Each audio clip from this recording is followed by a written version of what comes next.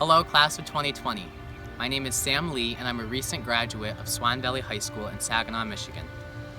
I come to you today from a spot where I should be standing 5 days from now, the football field for my graduation ceremony. However, mine, like many of yours, was canceled due to the growing threat of COVID-19.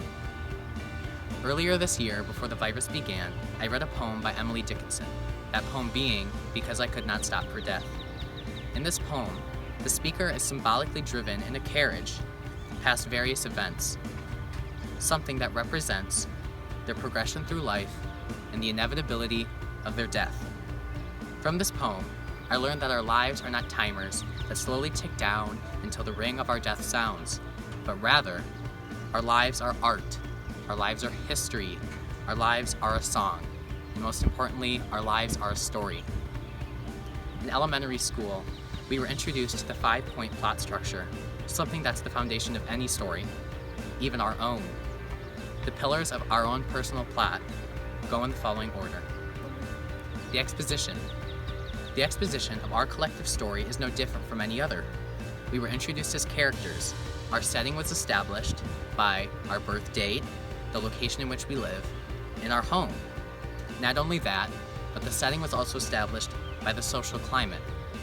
At this point, the conflict was also established. We were born into a time of fear and uncertainty, a time where the world was changing and people were not ready for the change. However, there were many more things to come. The rising action of our story is characterized by the growing conflicts among our own generation and our own character development. The rise of social media ignited mass self-deprecation, insecurity, and body dysmorphia. The increase in school shootings incited an ever-present thought in all of our minds. Increasing college standards and requirements sparked the suicide rates to continue to rise.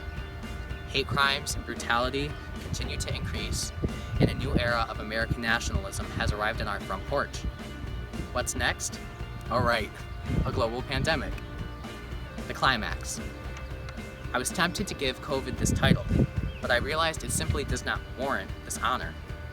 The legacy of any story is rooted in its climax. In past generations, it was the victory of World War I and World War II, the Civil Rights Movement, eras like Y2K, grunge, hip-hop, funk, R&B, rock and roll, and hip-hop. COVID may have taken our prom, our graduation, our senior trip, and even our time with friends. However, these things should not define our legacy. These things are juvenile.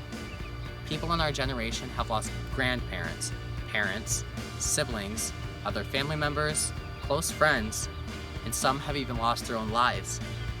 It would be a dishonor to those whose story ended on a cliffhanger by the bloody hand of COVID to give this disease the title of our legacy. COVID will not be our nor their climax, but rather our response to it will. The 355,000 people who have lost their lives should not be memorialized by COVID, but rather who they were as people. That being said, please stay home. We've not yet reached the final two pillars of our story, the falling action and the resolution. However, these pillars are imperative to the story. These final moments bring the story full circle, and it finally demonstrates the overall purpose of the writing.